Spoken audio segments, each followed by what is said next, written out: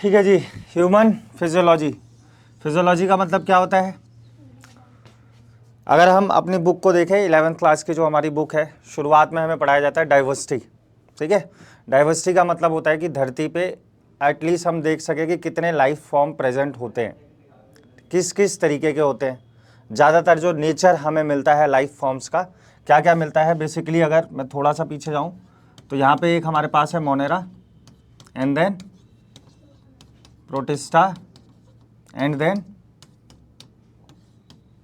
Plant, दूसरा fungus, तीसरा animal.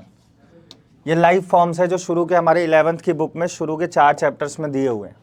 Basically हमें क्या बताते हैं, जैसे फॉर एग्जांपल मोनेरा को अगर हम देखें तो ये प्रोकैरियोटिक सेल से बनता है, और इसकी खासियत क्या है? इसकी खासियत ये है कि जी प्रोकैरियोट सिर्फ यूनिसेलुलर ऑर्गेनिज्म ही बना सकता है, मल्टीसेलुलर ऑर्गेनिज्म नहीं बना सकता, बिकॉज ऑफ कि वो सेल एडवांस नहीं है बहुत ज़्यादा।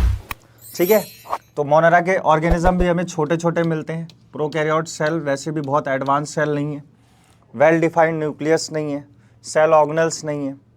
और इन सब की कमी को पूरा करता है यहाँ पे प्रोटिस्टा, जब हमारे पास बनता है यूकैरियोटिक सेल।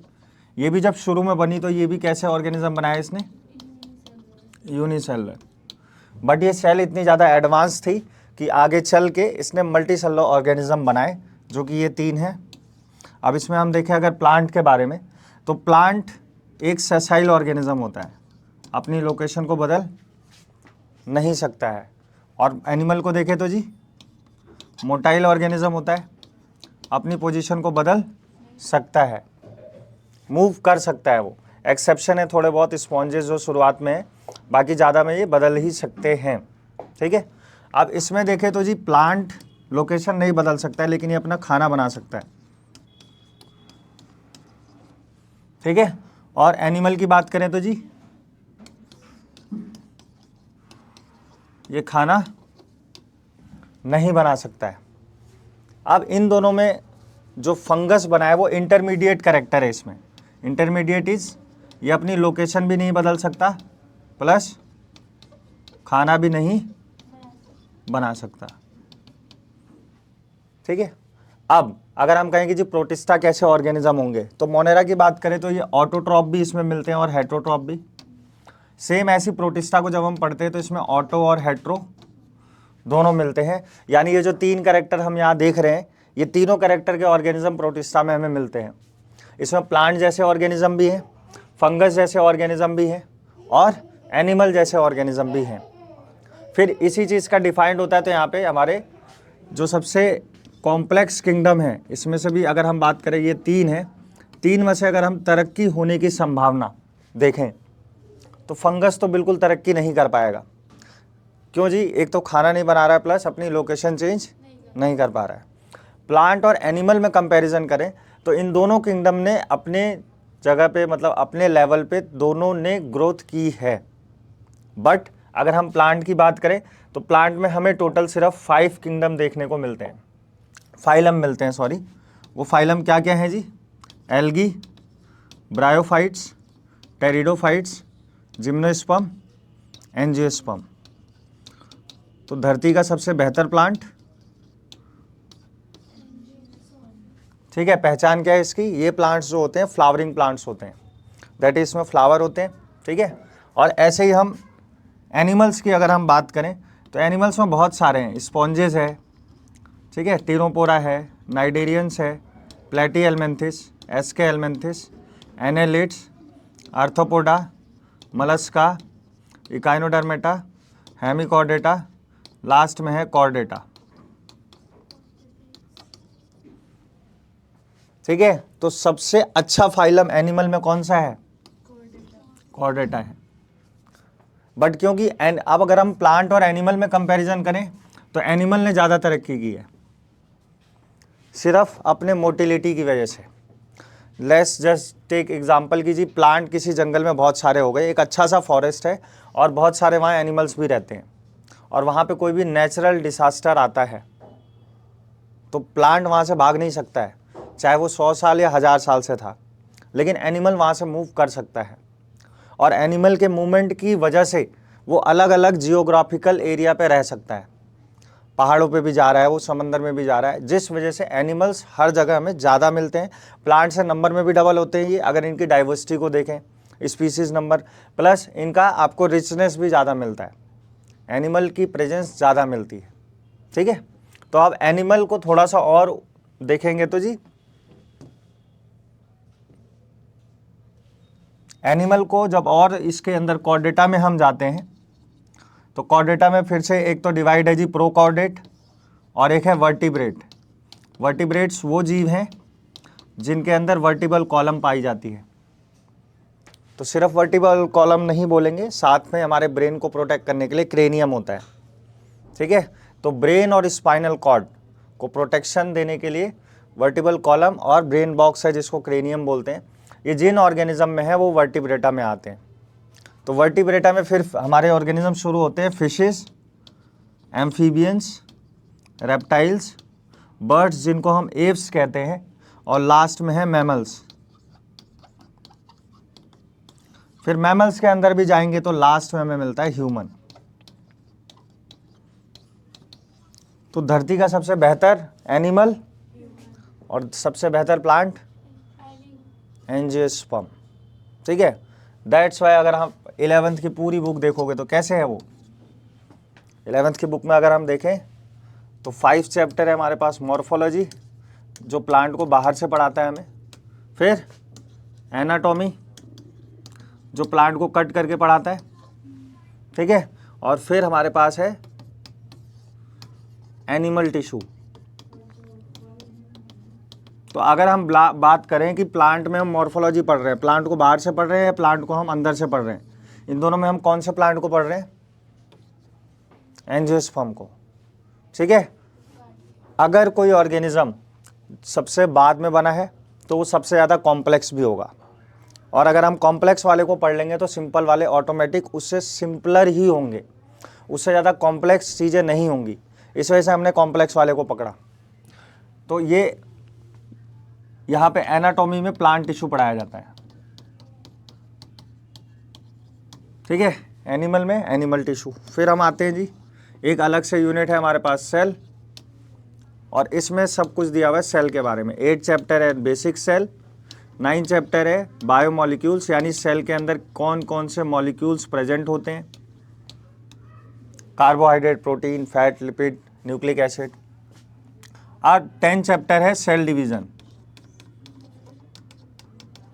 ये थोड़ा सा अलग है, नहीं तो अगर हम ऊपर के 3 चैप्टर देखें तो ये किस पे बेस्ड हैं, एंजियोस्पर्म और ह्यूमन पे, और खुद 11th की बुक में 3 और 4 चैप्टर इसी पे बेस्ड हैं।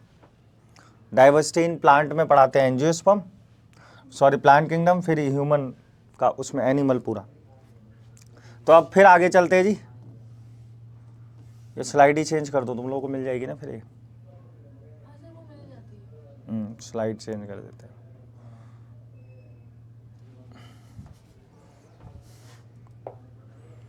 अब इसमें आते हैं तो हमारे पास पूरा फिर शुरू होता है फिजियोलॉजी। फिजियोलॉजी का मतलब होता है जैसे अगर हम मॉर्फोलॉजी पढ़ रहे हैं, एनाटॉमी पढ़ रहे हैं, एनिमल टिश्यू पढ़ रहे हैं, तो उसमें क्या होगा, कोई भी चीज़ स्ट्रक्चर प्रेजेंट है तो है, ठीक है, बताया जाता है कि जी ये वाला टिश्यू पाया जाता है, ये वाला टिश्यू यहाँ मिल रहा है, एपिथेलियम हमारे स्किन पे मिल रही है, बॉडी ऑर्गन्स पे मिल रही है। बट फिजियोलॉजी हमें बताता है कि ये मॉलिक्यूल्स, ये स्ट्रक्चर्स साथ में रह के काम कैसे करते हैं। दैट्स वाई कुछ लोगों का कहना होता है जी फिजियोलॉजी इंटरेस्टिंग होती है, क्योंकि इसमें आपको मॉलिक्यूल्स का मूवमेंट दिखेगा, कुछ बनते हुए दिखेगा, कुछ प्रोसेस होते हुए दिखेगी। ठीक है, तो अब प्लांट फिजियोलॉजी में हमारा चैप्टर आज का कौन सा है जी, सॉरी एनिमल ह्यूमन फिजियोलॉजी में चैप्टर है chemical coordination, control and coordination. ठीक है, ऐसा चैप्टर है, कोऑर्डिनेशन एंड कंट्रोल भी लिख सकते हैं। तो अब बेसिकली ह्यूमन बॉडी में जो कंट्रोल और कोऑर्डिनेशन होता है वो 2 तरीके से होता है। कंट्रोल का मतलब क्या होता है, हमारे बॉडी के ऑर्गन्स ये कंट्रोल रहें, है ना, कंट्रोल वे में काम करें, कौन उनको कंट्रोल करेगा, जो उनको बताएगा कि आपको कौन सा काम कैसे करना है, ठीक है।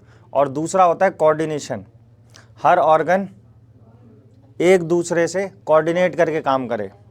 ये ना हो कि एक और हार्ट बहुत ज़्यादा काम कर रहा है, लंग्स बहुत कम कम काम कर रहे हैं। बहुत बार होता है जैसे इमरजेंसी कंडीशन है, नॉर्मली भी हम एक्सरसाइज कर रहे हैं, उस टाइम हमारी मसल्स को ऑक्सीजन ज़्यादा चाहिए, तो उसके लिए सिर्फ हार्ट से काम नहीं होगा कि वो ब्लड को एक्स्ट्रा पंप कर रहा है, आपको रेस्पिरेटरी रेट भी बढ़ाना पड़ेगा, है ना। लंग्स बहुत ज़्यादा ऑक्सीजन को लेंगे तभी तो ब्लड में जाएगा, फिर ब्लड उसको तेज़ी से पंप करेगा तो मसल को मिलने वाला है। तो यही होता है जी कोऑर्डिनेशन। तो कोऑर्डिनेशन हमारे शरीर में दो तरीके से काम करता है। पहला है जी न्यूरल कोऑर्डिनेशन,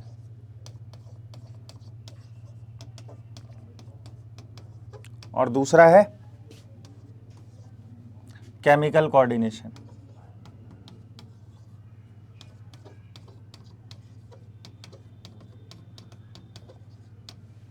न्यूरल कोऑर्डिनेशन जो होता है ये फास्ट होता है, ठीक है, बट इसका एक्शन जो होता है वो शॉर्ट लिव्ड होता है।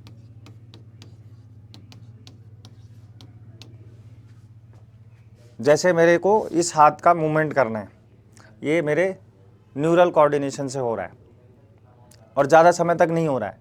एक तो तेज़ी से मैं जब सोचा मैंने तुरंत इसको मूव भी कर पा रहा हूँ, प्लस एक बार अगर मूव करना है तो वो एक्शन आने के बाद वो एक्शन रिपीट नहीं हो रहा है, ठीक है। तो इसमें आपका काम आता है न्यूरल कोऑर्डिनेशन में बेसिकली ब्रेन है हमारे पास, स्पाइनल कॉर्ड है, और इसके साथ हमारे पास बॉडी में नर्व्स हैं। नर्व्स को आप बायोलॉजिकल वायर कह सकते हो, ठीक है। जनरली हमारी बॉडी में जब न्यूरल कोऑर्डिनेशन करना होता है हमें, तो इसकी यूनिट है न्यूरॉन्स, जो कि एक वायर कंडक्टर की तरह काम करती हैं, और उनके अंदर इलेक्ट्रॉन्स का फ्लो होता है, या बोल सकते हो चार्ज का फ्लो होता है। तो जिस स्पीड से एक चार्ज पार्टिकल मूव करता है किसी कंडक्टर में, उस स्पीड से हम अपने बॉडी में मैसेज को भेज सकते हैं। तो ये फास्ट हुआ। वहीं दूसरी तरफ होता है कि जी केमिकल कोऑर्डिनेशन जो होता है इसके कंपैरिजन में स्लो होता है, ठीक है, बट इसका एक्शन लॉन्ग लिव होता है, लंबे समय के लिए होता है। जस्ट लाइक कि जी मेरे को ग्रोथ हार्मोन रिलीज करना है पिट्यूटरी ग्लैंड से, तो मेरी बॉडी में जो ग्रोथ होने वाली है थोड़ा टाइम लगेगा उसमें, और टाइम लग के ये नहीं होगा कि हल्का सा सेल्स 2-4 सेल्स ग्रो की और उसके बाद रुक गई। वो केमिकल जब तक बॉडी में प्रेजेंट रहेगा सेल डिवीज़न कराता रहेगा, ठीक है।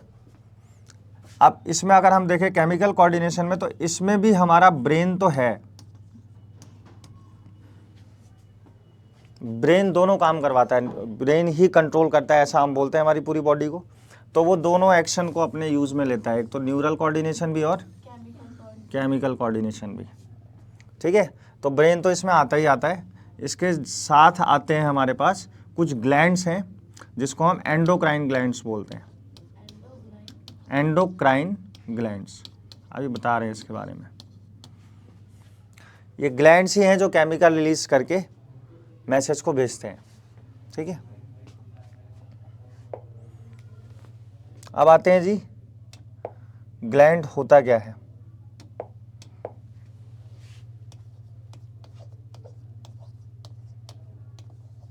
तो ह्यूमन बॉडी के अंदर कोई सिंगल सेल और group of cell release chemicals.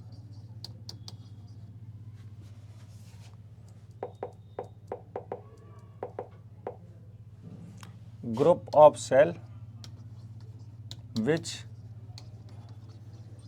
release chemicals, ठीक है जी। अब सिंपली अगर हम देखें तो सिंगल सेल भी बहुत टाइम पर, साथ साथ मत लिखो, अगर हम देखें सिंपली कि सिंगल सेल भी बहुत जगह पे हमारे पास क्या होता है, केमिकल रिलीज करती है। इसका एग्जांपल है जी हमारे गैस्ट्रिक ग्लैंड होते हैं स्टमक के अंदर जो HCl रिलीज करते हैं, ये सिंगल सेल में प्रेजेंट होते हैं। और ज़्यादातर वैसे देखा जाए तो मल्टी सेलुलर ग्लैंड ही आपको ज़्यादा मिलेगा बॉडी में।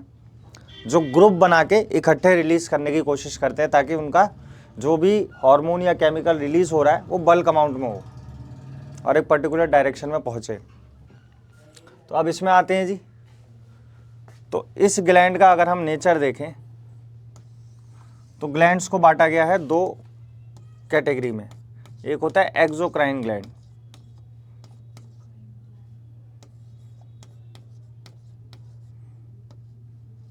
एक्सोक्राइन ग्लैंड का मतलब क्या है? बेसिकली ये ग्लैंड्स जो होते हैं कोई भी ऐसा केमिकल बना रहे हैं जिसकी आवश्यकता एक पर्टिकुलर लोकेशन पे है, पूरी बॉडी में नहीं है, और साथ साथ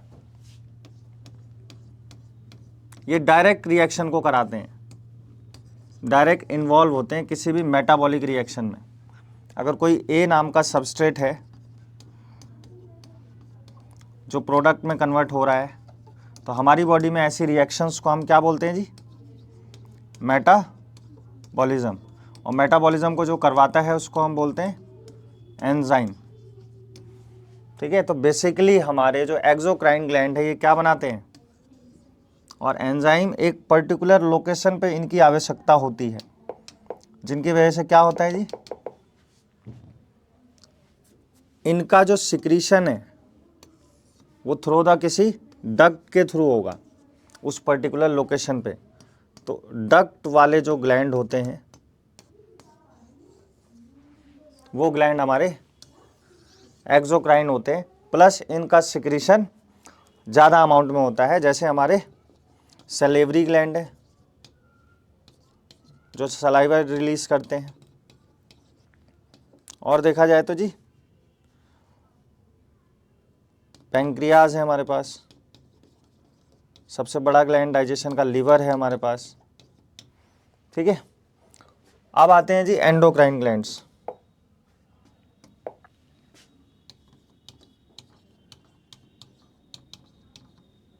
एंडोक्राइन ग्लैंड्स जो हार्मोन बनाते हैं, ये मान लो ग्लैंड है और इसका जो भी सिक्रीशन बन रहा है इसकी ज़रूरत बॉडी में अलग अलग लोकेशन पे है। तो हमारे पास दो ऑप्शन है, या तो हम अलग अलग लोकेशन पे डक्ट से उस केमिकल को भेजें, या हम क्या करें, हमारी बॉडी में पहले से एक सिस्टम है जिसको हम बोलते हैं सर्कुलेटरी सिस्टम, जो पूरी बॉडी में ऑलरेडी जा रहा है। ये बना ही इसलिए है ताकि हमारी बॉडी में कोई भी केमिकल, कोई भी सब्सटेंस इक्वली डिस्ट्रीब्यूट हो पाए। ठीक है जी, तो ये अपने सिक्रीशन डायरेक्ट किस में, दे पोर देयर सिक्रीशन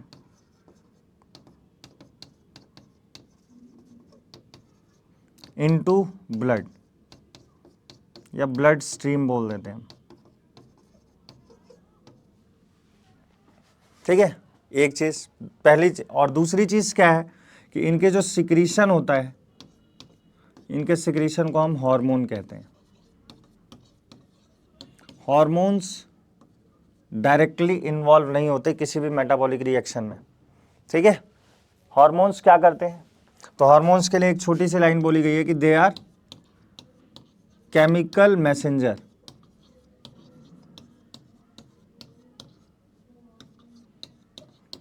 ये बस किसी भी केमिकल, मतलब ये एक तो ये बॉडी में ट्रेस अमाउंट में रिलीज होते हैं, ठीक है, प्लस ये ट्रेस अमाउंट में रिलीज होने के साथ साथ किसी सिग्नल को एक जगह से दूसरी जगह लेके जाते हैं।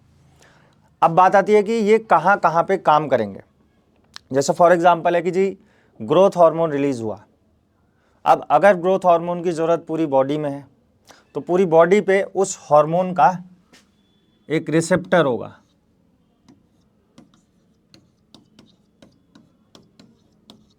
और ये हार्मोन डायरेक्टली रिसेप्टर से बाइंड होकर रिस्पॉन्स क्रिएट कर देगा।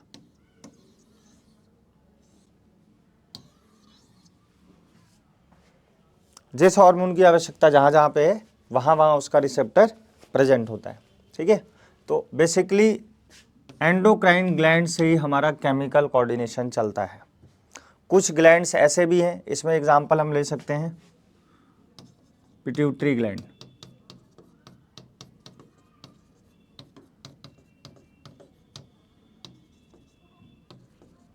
दूसरा हमारे पास एक हाइपोथैलेमस भी है। ये मेजर ग्लैंड है, बाकी इनके अंडर में सब काम करते हैं, ठीक है। तो अब बेसिकली क्या होता है कि इसमें से जो मैंने यहाँ पे लिखा था पेंक्रियाज, पेंक्रियाज एक ऐसा ग्लैंड है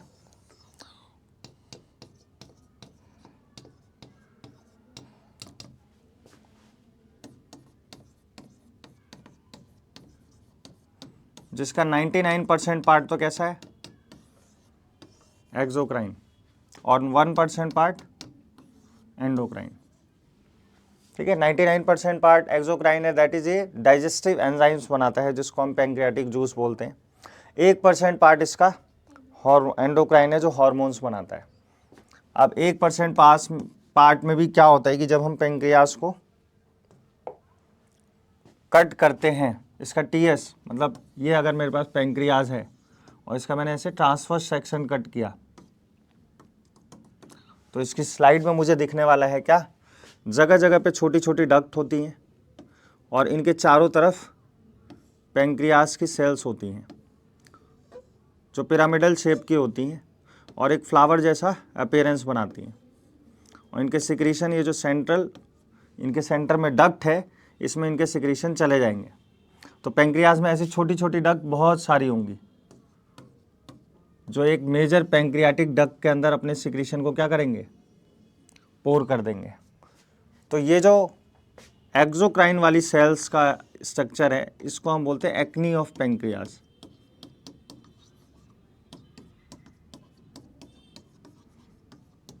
बाकी इसके अलावा हमें देखने को मिलता है यहाँ पे कि बहुत सारी सेल्स हैं, जैसे बहुत सारे बड़े बड़े लैंड मास के आसपास समंदर होता है तो वहाँ पे छोटे छोटे आइलैंड्स मिलते हैं, ऐसे ये सेल्स मिली, तो इसको बोला गया आइसलेट्स ऑफ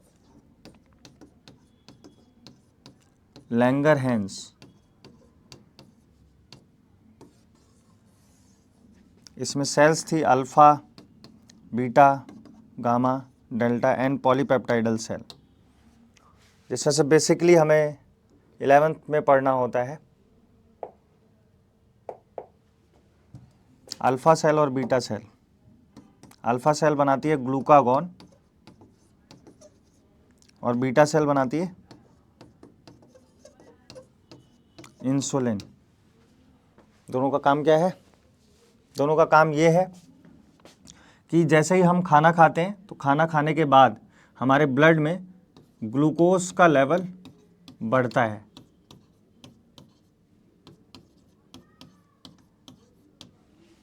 ठीक है। अब ये नहीं बढ़ना चाहिए, खाना खाने के बाद एकदम से बढ़ गया है जिससे हमारा ब्लड हाइपरटोनिक हो जाएगा। तो इस ग्लूकोज को हम स्टोर करा देते हैं, जो कि एक मोनोसैकेराइड है। इसको स्टोर कराते हैं हम ग्लाइकोजन में, ग्लाइकोजन की फॉर्म में।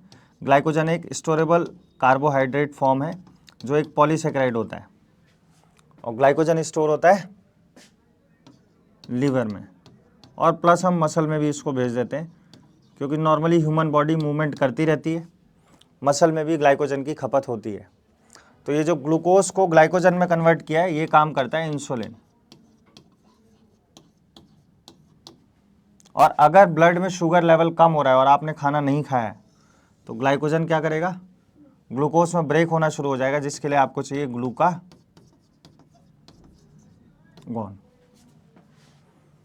ठीक है जी। तो अब यहाँ पे देखें तो पैंक्रियास का हमने एंडोक्राइन वाला जो फैक्टर है वो पढ़ लिया, ठीक है। अब पैंक्रियास में एंडोक्राइन सिस्टम ये जो पूरा है, ये सिर्फ 1% है, जो हमने प्रीवियस वाली स्लाइड में बोला था। तो कभी एक टर्म यहाँ पे आ जाती है पैंक्रियास के लिए अलग से, कि पैंक्रियास को हम मीजोक्राइन ग्लैंड बोलते हैं, या तो मीजोक्राइन ग्लैंड या हेट्रोक्राइन ग्लैंड, ठीक है जी।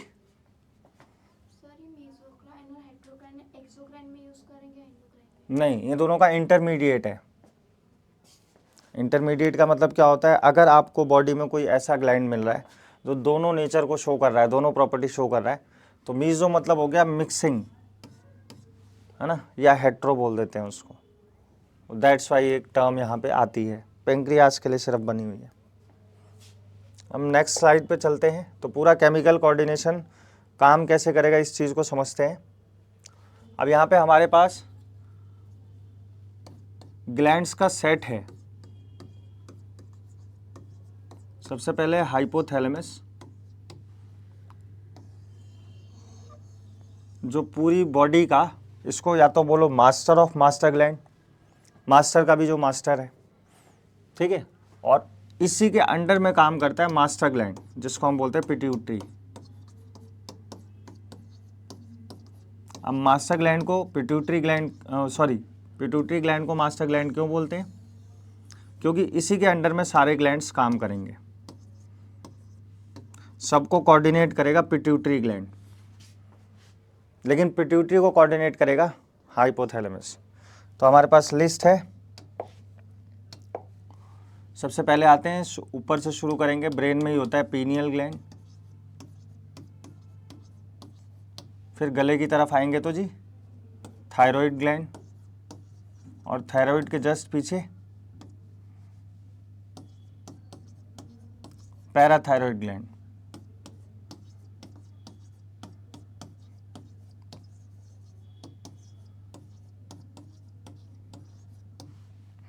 फिर पैराथायराइड के बाद आते हैं तो जी थाइमस, हार्ट के पास होता है ये, पैंक्रियास, और किडनी के जस्ट ऊपर होते हैं एड्रीनल ग्लैंड। किडनी के लिए वर्ड यूज होता है रीनल, तो रीनल के ऊपर एड्रीनल ग्लैंड। एंड दो ग्लैंड और हैं, जिसमें से एक ऑप्शन में या तो टेस्टिस या ओवरी, ये भी हार्मोन्स बनाते हैं हमारी बॉडी में, ठीक है। तो ये हमारे पास लिस्ट है। अब जनरली हाइपोथैलेमस को बोला जा रहा है मास्टर ऑफ मास्टर ग्लैंड। क्यों बोला जा रहा है ये बता दिया कि पिट्यूटरी का भी मास्टर है। बट हाइपोथैलेमस का काम क्या है? अगर हमारे शरीर में छोटे से छोटा चेंज भी हो रहा है, चाहे वो टेम्परेचर को लेके हो, ठीक है, चाहे भूख लगना हो, चाहे है जी कोई केमिकल है जिसकी वजह से हमारी बॉडी में बीपी बढ़ रहा है, हार्ट रेट बढ़ रहा है, ऑक्सीजन नहीं मिल रही है, ऐसा कुछ भी अगर होगा तो सबसे पहले इसको पता लगता है। अगर आपकी बॉडी में वॉल्यूम की कंसंट्रेशन कम हो रही है, पानी की कमी हो रही है, बीपी कम ज़्यादा हो रहा है, कोई भी चीज़ अपने प्रॉपर वे में काम नहीं कर रही है, तो ये पता लगता है किसको? हाइपोथैलेमस को। फिर ये हाइपोथैलेमस सिग्नल देता है किसको? पिट्यूटरी ग्लैंड को। फिर पिट्यूटरी ग्लैंड जिस ग्लैंड की भी गलती होती है उस ग्लैंड से वो काम करवाता है, ठीक है। इस तरीके से सारा कोऑर्डिनेटेड मैनर में काम चलता है। अब इसको हम समझते हैं एक नॉर्मल मैकेनिज्म से। जैसे हमारे पास यहाँ पे एक है हाइपोथैलेमस,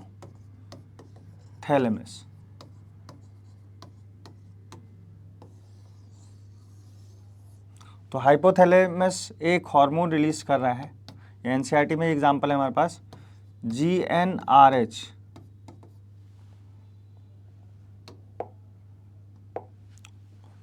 जिसको हम लिखते हैं गोनाडोट्रोपिन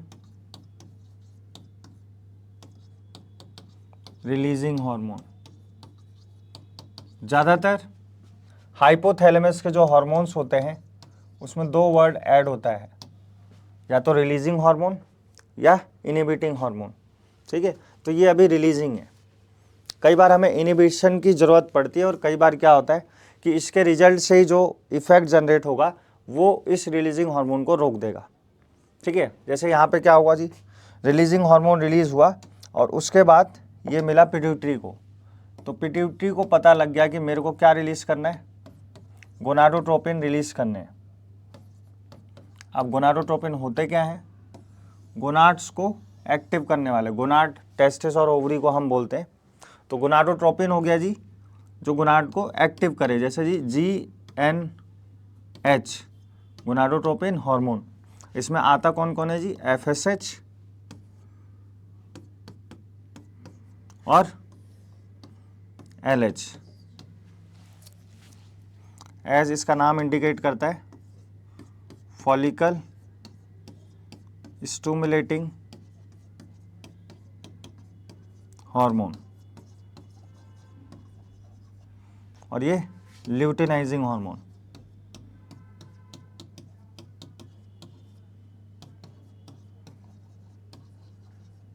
अब ये दोनों काम करते हैं किस पे? ओवरी पे।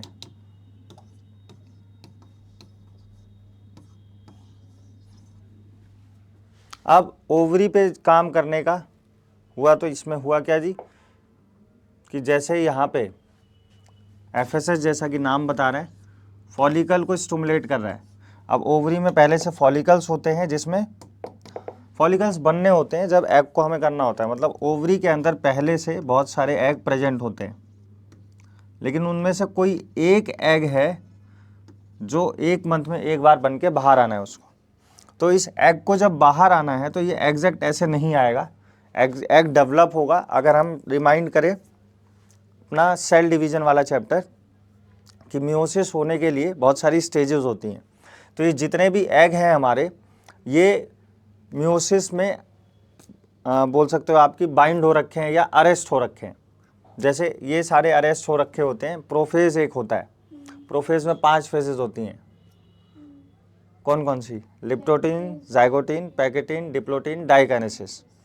तो ये सारे एग डिप्लोटीन में अरेस्टेड हैं, मतलब ये सभी एग्स, जैसे अगर कोई फीमेल की मैं बात करूं कि जब उस फीमेल बेबी का बर्थ हुआ होगा तो उस बर्थ के टाइम पे ही ये सारे एग प्राइमरी oocyte हैं, और बर्थ से लेकर प्यूबर्टी तक इन सभी एग्स में कोई चेंज नहीं आया है। तो सारे एग्स प्यूबर्टी के टाइम पे कैसे हैं? प्राइमरी oocyte हैं। मियोसिस इन सब में शुरू हो गया था बर्थ से पहले ही, बट बर्थ होते टाइम वो मियोसिस वहीं स्टॉप हो गया सभी एग्स में। उस सभी एग्स बर्थ से लेके प्यूबर्टी तक उनमें चेंज ना आने की वजह से सभी एग्स को हम प्राइमरी oocyte ही कहते हैं, और सब उस फेज में अरेस्टेड हैं, प्रोफेज 1 के डिप्लोटीन में। यानी उन सब में क्या होना है? डाइकाइनेसिस होना है। डाइकाइनेसिस होते ही फिर मेटाफेज 1, एनाफेज 1 एंड टीलोफेज 1, तब जाके मियोसिस फर्स्ट कंप्लीट होगा। आफ्टर देन मियोसिस 2 होगा। ठीक है, तो ये सब जो एग के अंदर होना है, तो इस एग के चारों तरफ सेल्स ओवरी की इकट्ठा हो जाती हैं, जो कि फ्लावर जैसा अपीयरेंस देती हैं। इस वजह से इसका नाम पड़ गया फॉलिकुलर डेवलपमेंट। ठीक है, या follicle, normally group of cell को भी हम फॉलिकल कह देते हैं। तो इस हार्मोन का नाम जस्टिफाई हो रहा है, फॉलिकल्स को स्टिमुलेशन दे रहा है। नॉर्मली सभी एग्स के आसपास फॉलिकल नहीं बन रहे, लेकिन कोई भी एक एग है, जैसे ये यहाँ से FSH हार्मोन रिलीज हुआ, ब्लड में आया, ओवरी को गया, तो ओवरी के कोई एक एग अपने चारों तरफ फॉलिकल का डेवलपमेंट शुरू कर देता है, और ये शुरू करते ही एक हार्मोन रिलीज करता है जिसका नाम है एस्ट्रोजन। एस्ट्रोजन के वैसे बहुत सारे काम होते हैं, बट यहाँ पे प्राइमरी फंक्शन क्या है कि एस्ट्रोजन तुरंत जाके हाइपोथैलेमस और पिट्यूटरी को नेगेटिव फीडबैक देगा। इसका सिग्नल है, क्यों? क्योंकि अगर नेगेटिव फीडबैक नहीं दिया गया तो FSH रिलीज और होगा, और FSH अगर और रिलीज हुआ, ओवरी में जितने भी एग्स हैं सारे एक साथ डेवलप कर जाएंगे और ओवरी में एग खत्म हो जाएंगे, आगे के लिए हमारे पास बचेंगे नहीं। हम चाहते भी है कि 1 बाई 1 एक एक एग रिलीज हो।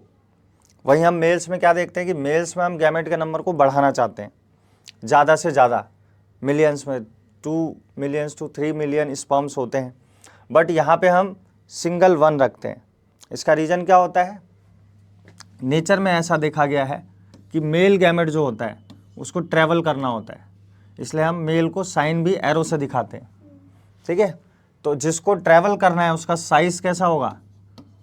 स्मॉल, और मिलने की संभावना जब ज़्यादा होगी जब उसका नंबर होगा ज़्यादा।